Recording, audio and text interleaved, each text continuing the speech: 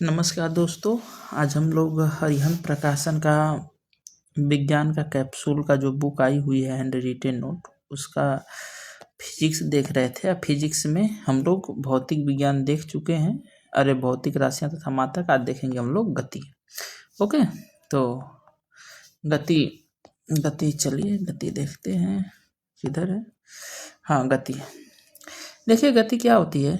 तो जब भी किसी वस्तु का समय के साथ स्थिति में परिवर्तन होता है, उसी को हम लोग गति कहते हैं। जैसे मान लीजिए कि कोई यहाँ पर वस्तु है, गाड़ी एक खड़ी है, आधा घंटा बाद देखा तो यहीं पे है, 1 घंटा बाद देखा तब भी यहीं पे, 2 घंटा बाद देखा तो भी यहीं इसकी स्थिति बनी हुई है। तो इसका मतलब कि हिल डुल नहीं रही है, यानी विरामावस्था में है। अगर यही समय के साथ बदलती रहती है, 1 घंटा बाद यहाँ आ जाती, 2 घंटा बाद यहाँ आ जाती, या 3 घंटा बाद यहाँ रहती, कहीं भी रहती, तो इसका मतलब कि हिल डुल के गई है, तो इसका मतलब गति की है। तो वही है, अगर समय के साथ अगर परिवर्तन हो रहा है तो गति कर रही है, अगर नहीं हो रहा है तो इसका मतलब गति नहीं कर रही है ना जी। चलिए देखिए, अब देखिए अब गति के प्रकार। हालांकि यहीं पे इसका उदाहरण दिया हुआ है कि आकाश में उड़ता हुआ पक्षी, दुनिया जानती है गति करता है, बहता हुआ जल गति करता है, सड़क पर चलती हुई बस गति ये कर रही है। अब गति के प्रकार क्या है, तो गति को 2 आधार पर बांटा जाता है। देखिए पथ के आधार पर, पहला है पथ के आधार पर आप बांट सकते हैं कि गति कैसी है, और दूसरा का बीमा के आधार पे। ठीक, 2 प्रकार से बांट सकते हैं। कैसा, पहला पथ के आधार पर कि वो टेढ़ा मेढ़ा जा रही है, सीधा जा रही है, कैसा, और दूसरा बीमा के आधार पर। बीमा का मतलब कि कितना दिशा में जा रही है, बीमा का मतलब यही होता है दिशा। ओके, तो देखिए पहला इसका देखते हैं पथ के आधार पे। पथ में देखिए सीधा जा रही है कि टेढ़ मेढ़ जा रही है। पथ में जैसे सरल रेखीय गति होती है, 3 गतियां होती हैं, सरल रेखी, घूर्णन गति, दोलन गति। हालांकि घूर्णन गति का ही भाग होता है दोलन गति, आपको भी पता है। सरल रेखीय गति में क्या होता है कि सीधा कोई भी चीज एकदम सीधा स्ट्रेट जाती है। भैया देखिए, जैसे एकदम सीधा होगी लाइन, तो एकदम सीधा। ऐसे कोई वस्तु जा रही है, इस पे गाड़ी है, ऐसे ऐसे जा रही है एकदम सीधा, तो वो हो गया सरल रेखीय गति। ठीक है, जैसे सीधा दौड़ता हुआ बालक या कार अगर सीधी सड़क पर चल रही है तो वो भी सरल रेखीय गति करिए। घूर्णन गति क्या होता है, घूर्णन गति क्या है कि एक उसका बिंदु है, इसी के अगल बगल बार बार एक समय अंतराल का, मान लीजिए कि 10 सेकेंड बाद एक चक्कर मार ले रही है, तो फिर 10 सेकेंड बाद यहीं पे मारेगी ना चक्कर। तो जैसे आपका पंखा चलता है, बीच में लटका रहता है, उसके ऐसे ऐसे घूमते रहता है, पृथ्वी अपना घूर्णन पर ऐसे घूमती रहती है। जो भी है किसी अक्ष के परितः बार बार घूम रहा है, तो ये घूर्णन गति कर रहा है। दोलन गति इसी का एक भाग है। ठीक है, घूर्णन गति का बस अंतर यही है। 1 मिनट, इसको मैं साफ कर लेता हूँ।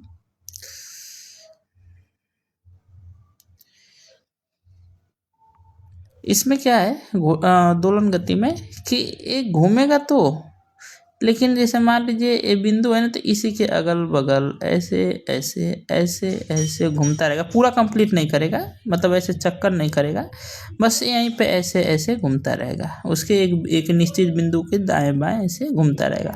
जैसे में आपको पता है कि घड़ी की लोलक की जो होती है नीचे घूमता रहता है। सिलाई मशीन की सुई देखते हैं, सिलाई मशीन की जो सीने वाली मशीन रहती है, ऊपर नीचे ऊपर नीचे ऊपर नीचे होती रहती है और सिलाई करती रहती है। क्यों, जैसे मान लीजिए ये इसका बिंदु है, इसी के ऊपर नीचे ऊपर नीचे ऊपर नीचे ऊपर नीचे करती रहेगी। और वो घूर्णन गति में तो पंखा बता ही दिया था, साइकिल का पहिया भी है, घूमता रहता है गोल गोल। तो ये भी हो गया ना, तो आपको समझ में आ गया होगा। आगे चलिए देखते हैं। आगे बीमा के आधार पे, बीमा के आधार पर मतलब कि कितना दिशा में जा सकती है। तो एक बीमा मतलब एक दिशा में, ठीक है, जैसे एकदम किसी भी में लाइन में जा रही है, बस उधर ही जा रही है। 2 बीमा मतलब 2 दिशा में, जैसे मान लीजिए कि इधर भी चल जाए और इधर भी चले जाए, यानी कहीं भी चली जाए, 2 दिशा में कहीं भी चली जाए। और त्रिविमी मतलब 3 दिशा में, एक ऐसे ऐसे तो हो गया, ऊपर नीचे भी चली जाए। जैसे मच्छर हुआ, मच्छर क्या होता है कि दाएं बाएं ऊपर नीचे कहीं भी जा सकता है। द्विभूमि में क्या होता है, जैसे सड़क पर चलती हुई कार होती है, जो वो क्या होता है कि सिर्फ 2 में या तो दाएं बाएं बस घूमेगी, उड़ने नहीं ना लगेगी जी, तो द्विभूमि गति होगा। और इसमें देखिए क्या क्या दिया है, प्रक्षेप गति, वृत्तीय गति, सूर्य के चक्कर लगाते हुए ग्रह, वो सब भी खाली गोल गोल घूमते ही हैं, तो वो भी 2 विभिन्न गति में ही आएगा, गोल गोल घूमना भी खाली अगर ऊपर उठेगा तब तीन बीमी में आ जाएगा, त्रिबीमी में आएगा। और सीधा सड़क पर जो कार चल रही है, अगर सीधा चल रही है तो एक बीमी, ओके। अगर दाएं बाएं मुड़ने लगी तो 2 बीमी में चला जाएगा। आगे ये सब आपको पता होगा, हम लोग को तो सिर्फ इसको रिवीजन कर रहे हैं। देखिए दूरी और विस्थापन, देखिए दूरी विस्थापन में कुछ अंतर नहीं है, बस थोड़ा सा का अंतर है, थोड़ा सा, ठीक है। थोड़ा सा क्या अंतर है कि अगर इसमें केवल परिणाम होता है, इसमें परिणाम के साथ साथ दिशा भी होती है, बस ये दिशा से भाग जाता है। इसमें परिणाम होता है, इसमें परिणाम के साथ साथ दिशा होता है। दूरी कभी शून्य नहीं हो सकती, क्यों? क्योंकि दूरी कभी ना कुछ चल भी करेगा। जैसे मान लीजिए थोड़ा सा भी हिला तो वो चल दिया, तो दूरी हमेशा धनात्मक ही रहेगी, ठीक है। दूरी कुछ ना कुछ हमेशा रहेगी, ठीक। जबकि विस्थापन में ऐसा नहीं है। विस्थापन कहता है कि प्रारंभिक बिंदु और अंतिम बिंदु के बीच की न्यूनतम दूरी, मान लीजिए बल्ले आप ऐसे ऐसे घूम के गए, लेकिन ये प्रारंभिक बिंदु है, ये अंतिम बिंदु है, इसके बीच की जो दूरी है ना, इसे हम लोग लेंगे विस्थापन। बस यही इन दोनों में अंतर है। तो विस्थापन क्या है कि आपका पॉजिटिव भी हो सकता है, निगेटिव भी हो सकता है और जीरो भी हो सकता है। जैसे मान लीजिए कि एक गोला ऐसे एक वृत्ताकार पथ है, घूम के यहीं पे आ गया, मैं यहीं पे आ गया, यहीं से स्टार्ट किया और यहीं पे आ गया, तो प्रारंभिक और अंतिम स्थिति के बिंदु के बीच की दूरी 0 हो गई, तो यानी विस्थापन 0 हो गया। हालांकि ये सब आपको पता होगा, मैं तो यही मानता हूँ पता होगा, क्योंकि आप लोग तो रिवीजन कर रहे हैं, तो ज़्यादा डिटेल में जाने की जरूरत है नहीं। तो ये होता है धनात्मक और ये होता है धनात्मक भी हो सकता है, ऋणात्मक भी हो सकता है तथा शून्य भी हो सकता है। यह सदिश राशि है, ये अदिश राशि। अदिश राशि क्यों है? क्योंकि इसमें दिशा नहीं है, इसमें दिशा है तो अदिश। अरे सदिश राशि है, इसे डिस्प्लेसमेंट बोलते हैं, इसे डिस्टेंस बोलते हैं, ओके। एक बहुत वो है कि पूछता है कि हमेशा जो दूरी में अगर हम विस्थापन से भाग दें, विस्थापन तो हमेशा यह या तो 1 से बड़ा रहेगा या बराबर रहेगा, ठीक है। कभी भी छोटा नहीं होगा। क्यों? क्योंकि जितना दूरी है उतना तो विस्थापन हो जाएगा, इतना तो विस्थापन हो भी सकता है, मैक्सिमम चांस है, मतलब कि मैक्सिमम स्थिति में, नहीं तो हमेशा कम ही होगा, ठीक है। तो एक होगा, जैसे मान लीजिए कि 5 मीटर दूरी है तो 5 मीटर अपना विस्थापन भी हो गया, नहीं तो 4 3 दूर रहेगा तो 1 से ज़्यादा या 1 के बराबर होगा, ओके। तो ये हो गया, सॉरी थोड़ा सा जुकाम जैसा हो गया है। चलिए अब देखते हैं एक समान गति तथा असमान गति क्या होती है। तो आपको भी पता है कि अगर समान समय में समान दूरी तय करे तो उसे समान गति कहेंगे। मान लीजिए कि पहला सेकेंड में 10 मीटर चला, दूसरा सेकेंड में भी 10 मीटर, तीसरा सेकेंड में भी 10 मीटर, तो इसका मतलब कि एक समान चाल से चल रहा है। यही कम देर चलने लगे तो असमान चाल से चल रहा है, ओके। इसी को यहाँ पर समझाया हुआ है। देखिए एक पहला सेकेंड में 10 मीटर, दूसरा का अली में 20, तो यानी 10 है ना चला जी, 10 तो पहले का ही चल गया था तो 10 चला, फिर तीसरा अली में 30 चला तो फिर 10 चला। उसी बात को समझाया हुआ है। ऊपर ये दूरी को दिखा रहा है और ये क्या बोलते हैं समय को दिखा रहा है, कितना सेकेंड में इतना चला। अब देखिए चाल क्या है। तो चाल आपको भी पता है कि चाल बराबर दूरी बटा समय होता है, समय होता है। अगर सॉरी एक मिनट, आपको भी पता है कि इसमें क्या होता है, यहाँ पर दिया भी है दूरी बटा समय। अगर दूरी की जगह हम लोग लगा देंगे विस्थापन तो ये हो जाएगा वेग, विस्थापन लगा देंगे विस्थापन तो क्या हो जाएगा वेग, जो कि यहाँ पर दिया हुआ है। देखिए विस्थापन, आपको पता चल ही गया होगा कि दूरी क्या थी, अपनी अदिश राशि जिसमें दिशा नहीं था, तो इसका मतलब कि चाल में भी दिशा नहीं होगी तो ये भी अदिश राशि होगी। और वेग में विस्थापन है जिसमें दिशा थी तो सदिश राशि थी, तो यानी वेग भी विस्थापन अरे हो जाएगा अपना सदिश राशि। तो इसका मतलब कि ये तो हमेशा इसका कुछ ना कुछ वैल्यू होगा, लेकिन ये तो पॉजिटिव निगेटिव या शून्य भी हो सकता है। तो जैसा दूरी और विस्थापन में संबंध था वैसा यहाँ पर भी संबंध हो जाएगा। एक मिनट, यहाँ वैसा यहाँ पे भी संबंध हो जाएगा। कौन सा वाला कि अगर चाल में हम बेग से भाग दें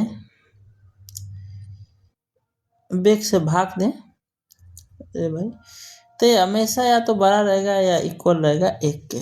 ओके, ऐसा बनेगा आपका समीकरण। और सब आपको पता ही होगा कि दूरी को हम लोग मीटर में नापते हैं और समय को सेकेंड में, तो मीटर पर सेकेंड दोनों का मात्रक हो जाएगा, क्योंकि दोनों तो दूरी है ना जी। हो गया। और परिभाषा तो आपसे पूछेगा नहीं कि वो बताना है कि नहीं ऐसे होता है वैसा होता है। 1 मिनट, ये देखिए त्वरण एक्सीलरेशन क्या होता है। तो देखिए वेग परिवर्तन करने में जितना समय लगता है, वेग परिवर्तन करने में, यानी वेग परिवर्तन की दर, यानी वेग परिवर्तन कितना समय में हो गया। जैसे पहले जा रहा था 10 से, हो गया 20 मीटर पर सेकेंड। पहले जा रहा था 10 से, हो गया 20। इसको बदलने में कितना समय लगा, तो मान लीजिए कि 2 सेकेंड लगा इसको बदलने में। नहीं देखते हैं गाड़ियाँ कि 5 सेकेंड में 60 की स्पीड पकड़ लेगी, 10 सेकेंड में इतना की स्पीड पकड़ लेगी। तो मान लीजिए इसको 2 सेकेंड लगा, तो वेग परिवर्तन तो हमेशा बड़ा वाले में से छोटा वाला घटाएंगे, तो यानी अंतिम वाला से पहला वाला। तो 20 में 10 गया 10, अब बटा में 2, तो ये हो गया 5 हो गया। तो ऑलरेडी वेग है तो इसका मात्रक मीटर पर सेकेंड होगा। नीचे और एक खाली समय इसमें आता है तो सेकेंड, इसमें जाके जुड़ जाएगा तो मीटर पर सेकेंड स्क्वायर हो जाएगा ना जी। ठीक है, तो आपको समझ में आ गया कि वेग परिवर्तन की दर को कहते हैं हम लोग त्वरण। इसमें वेग है तो वेग कैसी सदिश राशि है, तो यानी त्वरण भी सदिश राशि होगा। ये जरूरी नहीं कि हमेशा बढ़े, 10 से कभी 5 भी होता है, ठोकर आता है तो कम भी होता है, तो घटता भी है। त्वरण बढ़ता और घटता दोनों है। तो जब घटता है तो मंदन कहते हैं और बढ़ता है तो त्वरण कहते हैं। देखिए यहाँ पर लिखा भी हुआ है कि जब डिक्रीज होगा तो इसे कहेंगे मंदन। ठीक है, औसत त्वरण क्या होता है, तो देखिए यानी वही अंतिम वाले में से पहला वाला घटा दीजिए और कितना कुल समय आता है, कुल वेग परिवर्तन बता कुल समय अंतराल, उसको बोलते हैं त्वरण। अब यहाँ पे एक उदाहरण भी दिया हुआ है, कहा है कि एक कार प्रारंभ में विरामावस्था में, यहाँ पर तो लिख दिया है, कभी कभी नहीं भी लिखा रहेगा तो इसका मतलब कि प्रारंभिक अवस्था को यूज दिखाते हैं। तो 0 है, ठीक, 0 मीटर पर सेकेंड से थी 20 सेकेंड में, यहाँ पर टी लिख लेंगे 20 सेकेंड। ठीक, बात कार की गति 60 किलोमीटर, यानी लास्ट वाला कितना होगा भाई 60 किलोमीटर पर आवर। देखिए यहाँ पर पहले तो किलोमीटर पर आवर में दे दिया है, यहीं पर गलती मतलब कि गड़बड़ हो जाएगा, क्योंकि ये सेकेंड में समय है तो 4 मीटर पर सेकेंड में होनी चाहिए, तो हमको इसे घंटा में बदलना पड़ेगा। तो घंटा में बदलने से अच्छा है कि इसी को हम बदल देते हैं मीटर पर सेकेंड में। तो 5/18 का गुणा कर देता हूँ तो कितना हो जाएगा जी, 6 दाम है 6×3 = 18, तो 50/3 मीटर पर सेकेंड। ओके, और आपको पता ही है कि ये हो गई अंतिम चाल, आए हो गई प्रारंभिक। तो 50/3 में ले 0 को घटा दीजिए, अब बटा में समय कितना लगा जी, इतना ओके में 20, अरे 0 होगा ना, तो 50/3 × 20। ये भाई ये सब क्या हो रहा है, 0 से 0 कटा, 5/6 मीटर पर सेकेंड स्क्वायर आपका आ गया त्वरण। वही बात यहाँ पर देखिए 5 मीटर पर सेकेंड स्क्वायर आ गया इसका त्वरण। तो आपको आशा करता हूँ समझ में आया होगा, वैसे भी आप रिवीजन कर रहे हैं तो इतना तो समझ में आ ही रहा होगा। अब देखिए गति का समीकरण है भी आपको पता है कि v बराबर u + at, फिर s बराबर ut + ½ at² होता है। और ये भी पता होगा कि v² बराबर u² + 2as होता है। यस यहाँ पर डिस्टेंस दिखा रहा है, कितना लोग इसको d दिखाते हैं, यहाँ पर भी d दिखाते हैं, तो d कहिए या s कहिए, बात एक ही है। ओके, जब यही हम लोग ऊपर नीचे कोई सामान बेचने लगते हैं तो आप पता है आपको त्वरण की जगह पृथ्वी का जी काम करने लगेगा, तो बस एक ही जगह जी रख दीजिए, वही समीकरण बन जाएगा कि v बराबर u + gt।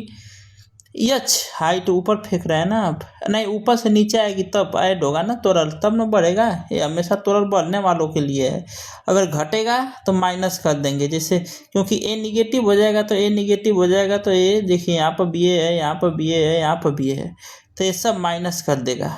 ठीक है। तो जब घटेगा तो माइनस, तो ये ऊपर से जब नीचे से वस्तु गिरेगी तब के लिए समीकरण है, क्योंकि पॉजिटिव में बढ़ रहा है त्वरण, और जब नीचे से ऊपर जाएगी तो घटेगा तो क्या हो जाएगा, माइनस हो जाएगा। तो आपको ये भी बात समझ में आ गई होगी। क्या है, लगता है आपको नहीं आई कि आई, आ गई होगी, क्योंकि हम लोग क्या कर रहे हैं, रिवीजन। ओके, तो देखिए यहाँ पे एक क्वेश्चन भी दे दिया है कि एक गोली 350 मीटर पर सेकेंड की वेग से गति करती है।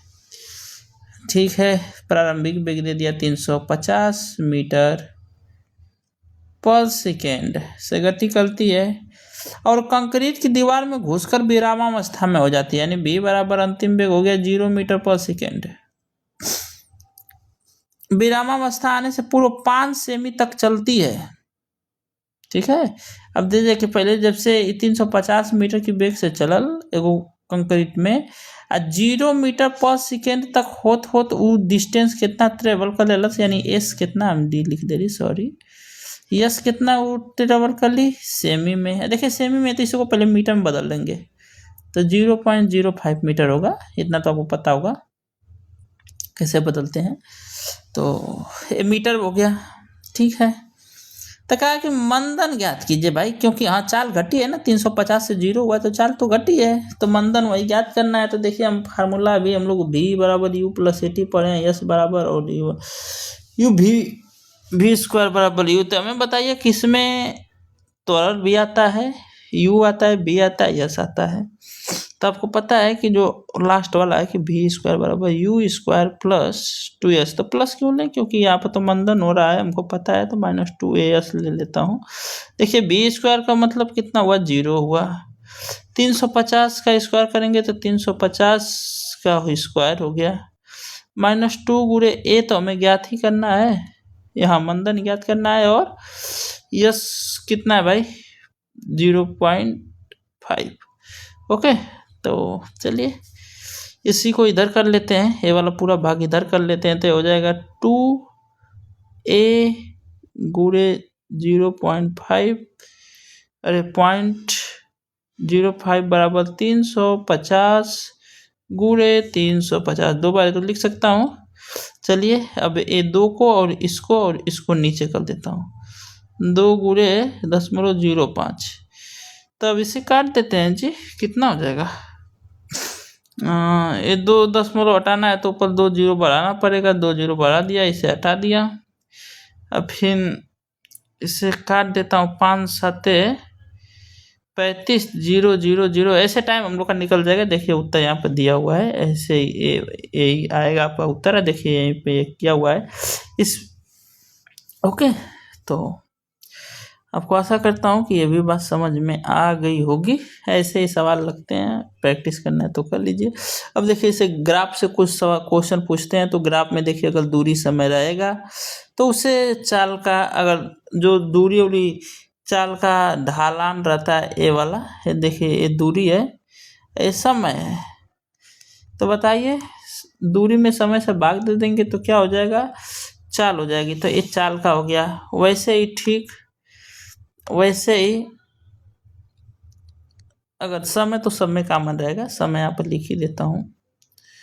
समय अगर मान लीजिए हम विस्थापन हुआ तो ये ग्राफ किस चीज़ को दिखाएगा, ये वाली लाइन ये वेग को दिखाएगा, चाल हट जाएगा। अगर ये मान लीजिए कि ये रहा वेग आ गया, ये समय आ गया, तो वेग में जब समय से भाग देते हैं तो ये वाली लाइन किसको दिखाएगी, त्वरण को दिखाएगी। ठीक है, तो यही होता है। तो आपको ये भी समझ में आ गया होगा कि ये क्या चीज़ लिखा हुआ है, इसकी बात समझ में आ गई होगी। अब देखिए स्थिति समय ग्राफ दिखाता है, स्थिति मतलब कि ये आपको डिस्टेंस दिखाएगा, ये टाइम दिखाएगा। अगर मान लीजिए कि टाइम बढ़ रहा है और डिस्टेंस कुछ ऊपर नीचे, क्योंकि ऊपर में डिस्टेंस बढ़ रहा है, ये ऐसे नहीं है, ऐसे सीधा ही है, 5 पे 5 पे है, या कोई देख लिए जगह उसी पर है, तो यानी 0 में है, विरामावस्था में है। लेकिन यही अगर बढ़ रही है ऐसे, अभी हम आपको दिखाए थे ऊपर कि ऐसे बढ़ेगा तो एक समान चाल में चली जाएगी, एक समान गति में चली जाएगी। अगर ऐसे बढ़ रही है, ऐसे धीरे धीरे अचानक से ऐसे बढ़ गई, तो आपको भी पता है कि त्वरण हो रहा है। अगर ऐसे आराम से धीरे धीरे बढ़ के स्टेबल हो रही है, तो अगर ऐसे कम होने लगी तो मंथन हो जाएगा। ठीक है, अगर ऐसे बढ़ गई ऊपर तो नहीं त्वरण, ऐसे घट गई तो मंथन। ओके, आपको पता होगा। वैसे ही वेग समय ग्राफ में क्या होता है कि इसमें त्वरण की, आई देखिए ये समय है और वेग है, वेग में कोई परिवर्तन ही नहीं कर रहे हैं, मतलब कि जितना वेग है उतने पर तो एक समान गति से जा रही है। फिर यहाँ पर ये त्वरण को दिखाएगा, ये एक समान मंथन को दिखाएगा, और ये असमान त्वरण को दिखा रहा है कि खटाक से वेग बढ़ जा रहा है। ओके, तो ये सब आपको पता होगा। बस इससे हम लोग डिवीजन कर रहे हैं। अब देखिए गति। अब देखिए गति हम तो बता दिए थे जी कि गति खाली 3 प्रकार की होती है, सरल रेखीय गति, घूर्णन गति, और क्या बोलते हैं वो क्या बोलते हैं जी, आघूल। आघूल जो ऐसे ऐसे घूमती है, वो वाली गति। लेकिन मान लीजिए कि ढेला फेंक देला वैसे चल गल ऐसे तनिक, तब वो कौन सी गति है, तो उसको अलग नाम दे दिया गया और कुछ नहीं। ठीक है, अलग नाम दे दिया गया, और नाम उसका दिया गया प्रक्षेप गति। क्या दिया गया? Projectile motion. ओके, जबकि ये 2D गति है, क्योंकि बहुत करेगा तो आगे जाएगा या ऊपर जाएगा, दो ही दिशा में जा सकता है ना, तो आगे जाएगा या ऊपर जाएगा, दो दिशा में जाएगा तो 2D यानी द्विविमीय गति है ये। ओके, तो इसको नाम दे दिया गया अलग से प्रक्षेप गति, क्योंकि इसका थोड़ा फार्मूला और मूला अलग थे निकालने का, तो इसका एक नया चैप्टर ही बना दिया गया। तो देखिए अब हम लोग अगर मान लीजिए कोई भी कुछ भी चीज़ फेंकते हैं ऊपर करके, तो कुछ ऊपर जाएगी और ऊपर से फिर नीचे आएगी, तब ये जो हाइट है ये कितना हाइट प्राप्त कर सकती है, तो इसी के लिए फार्मूला बना हुआ है। ठीक है, इसके लिए फार्मूला बना हुआ है। फिर अगर मान लीजिए कि ये इतना हाइट जाने में कितना समय लगा, इसके लिए भी फार्मूला बना है। ये यहाँ से फेंके तो यहाँ पर जाके गिरी तो कितना दूरी पर गिरी, इसी को भी फार्मूला बना हुआ है। तो इसको रेंज परास बोलते हैं, आर इसको बोलते हैं क्या बोलते हैं, हाइट, इसको बोलेंगे टी, समय यानी उड्डयन काल, उड़े में कितना समय लगा। ओके, तो देखिए तो आपको यहाँ पर दिया हुआ है, लेकिन आपको एक बात बताता हूँ। देखिए आपको भी पता है कि u sin थीटा बाई जी सब में कॉमन है। 3 फार्मूला हमने बताया, या तो समय का बताऊंगा, या उसकी ऊंचाई का बताऊंगा, या इसके परास का बताऊंगा। तो आपको पता है कि इसमें u sin थीटा सब में कॉमन होता है जी, u sin थीटा बाई जी। अच्छा, हाइट तो ज़्यादा नहीं जाना चाहिए ना, नहीं तो अगर ज़्यादा चला जाएगा तो बहुत ऊपर हो जाएगा, तो हम लोग इसको 2 कर देते हैं कि हाइट ज़्यादा ना जाए। तो इसका मतलब कि ये हाइट का फार्मूला बनेगा। ठीक है, इसको बनाते हैं उड्डयन का, तो उड्डयन का यही फार्मूला होता है। ठीक है, कि यहाँ से यहाँ तक जाने में कितना समय लगा, और जितना जाने में लगेगा वहाँ उतना गिरने में भी लगेगा, तो इस हिसाब से 2 से अगर आप बुरा कर देंगे इसमें, तो ये हो जाएगा पूरा यहाँ से यहाँ तक जाने में समय कितना लगा। आधा लेना है तो आधा कर दीजिए। तो टी का आपको पता चल गया, यच में तो एक 2G लगा है, फिर अब एक कुछ नहीं बता तो आर होगा। अब ये पूरा नहीं हुआ है, देखिए यहाँ पे इसमें लेते हैं स्क्वायर दोनों। ठीक है, दोनों में क्या लेते हैं? स्क्वायर लेते हैं। क्यों? तो बस याद करने के लिए, ऐसा रूल नहीं है। देखिए इसमें 2 पाई है ना यच में, तो यानी 2 वाली स्क्वायर कर देंगे। ओके, अरे भाग तो रहा है, 2 वाली स्क्वायर कर देंगे। आर में 2 जैसा है ना, तो यहाँ पर 2 अरे भाई भाग तो रहा है, यहाँ पे 2 लगा दीजिए, यहाँ पे स्क्वायर कर दीजिए। ओके, यहाँ पर 2 लगा दीजिए, स्क्वायर कर दीजिए। तो ऐसे याद करने का तरीका है, आपको जैसे याद करना है करिए। तो ये हो गया आपके प्रक्षेप गति। ऐसे आप कुछ भी निकाल सकते हैं, जैसे इसके कुछ एग्जाम्पल हैं, जैसे हवाई जहाज से अगर बम गिराएंगे तो वो हमेशा परवलयाकार पर जाएगा। बल्ले से अगर गेंद मारेंगे या ढेला फेंकेंगे या कुछ करेंगे तो ये भी परवलयाकार जाएगी। तोप से अगर कोई गोली छोड़ेंगे तो भी जाएगी। ईंधन समाप्त होने पर कोई रॉकेट भी गिरेगा तो वो अपने परवलयाकार में गिरेगा। गोली अगर चलाएंगे बंदूक से तो भी वो भी परवलयाकार में जाएगी। ओके, तो आपको समझ में आ गया होगा।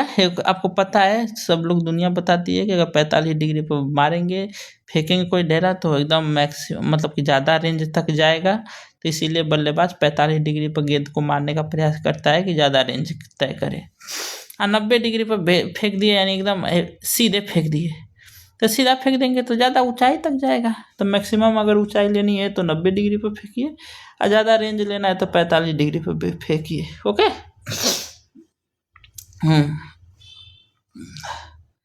फिर देखिए आगे क्या है, वृत्ति गति। वृत्ति गति देखिए, ये भी तो वैसे चलना ही है, लेकिन इसको अलग नाम दिया जाएगा कि जब गोल गोल कोई आदमी घूमने लगे तो उसको कहने लगते हैं वृत्तीय गति। ठीक है, जब गोल गोल घूमने लगे तो उसे क्या कर देंगे, वृत्ति गति। ठीक, अब देखिए इसमें और क्या है।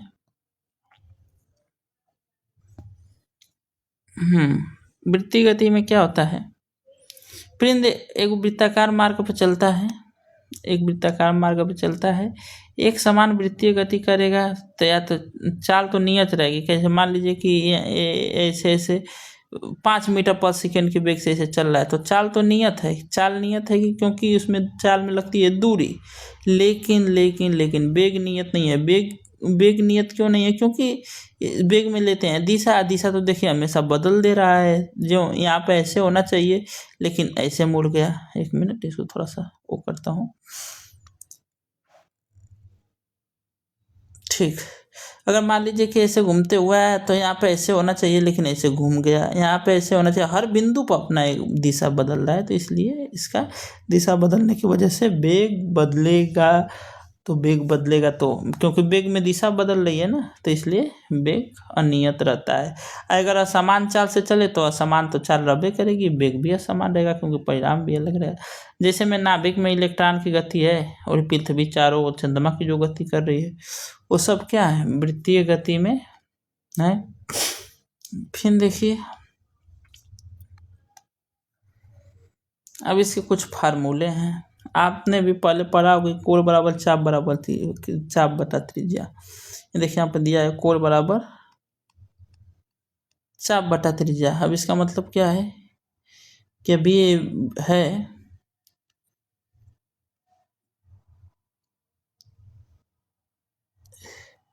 तो एक कोण कितना बना, जैसे कितना डिग्री का एक कोण बना, तो इस चाप को लीजिए 10 मीटर और इसकी त्रिज्या कितना है 2, मैं मान लिया हूँ, तो आ गया 5 डिग्री।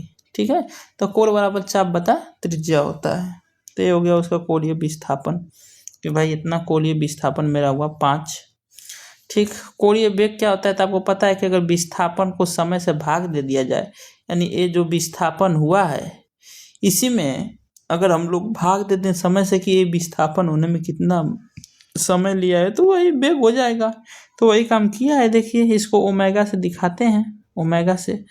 ठीक है, तो ये देखिए थीटा में यानी कोणीय वेग में भाग दे दिया है समय से।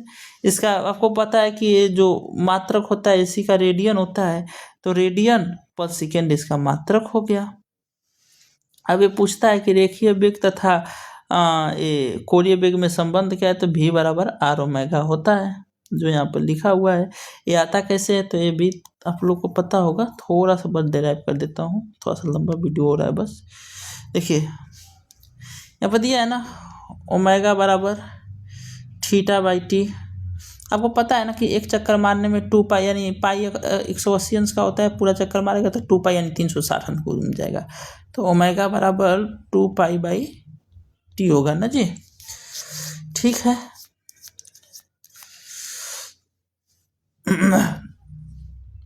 तो ये हो गया। अच्छा ये कोण निकलता कैसे है, तो कोण बराबर होता है चाप बराबर त्रिज्या। या इसको यहीं पे लिखता क्या, डिराइव करने में थोड़ा सा समय जा रहा है यार।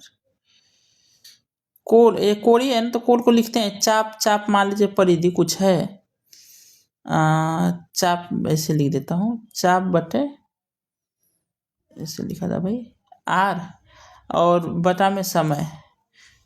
ठीक है, तो ये तो चाप है तो दूरी है, तो ये भी मान लेते हैं हम लोग कि ऐसे यार क्योंकि टी यहाँ पर जाएगा तो ये चाप पोली ए टी भी बन जाता है और ये बन जाता है, तो भी बराबर वही आर ओमेगा बन जाता है। सॉरी, भी बराबर आर ओमेगा। सॉरी, अभी नहीं, वीडियो लंबा हो रहा है, मेरा भी दिमाग घबरा रहा है। तो बस ऐसे ही आपको पता होगा, डिराइव करेंगे तो हो जाएगा। भी बराबर आर में, या अगर 2 पाई एन आर भी इसे बोलते हैं, ये एन चक्रों की संख्या है। कोणीय त्वरण क्या होता है, तो आपको पता है कि अगर वेग में अगर समय से भाग कर दें तो त्वरण निकल जाएगा। तो देखिए ओमेगा में टी से भाग कर दिया है, रेडियन पर सेकेंड स्क्वायर हो जाएगा। अब केंद्रीय त्वरण क्या होता है, तो देखिए भी ए बराबर भी स्क्वायर अपन आर होता है।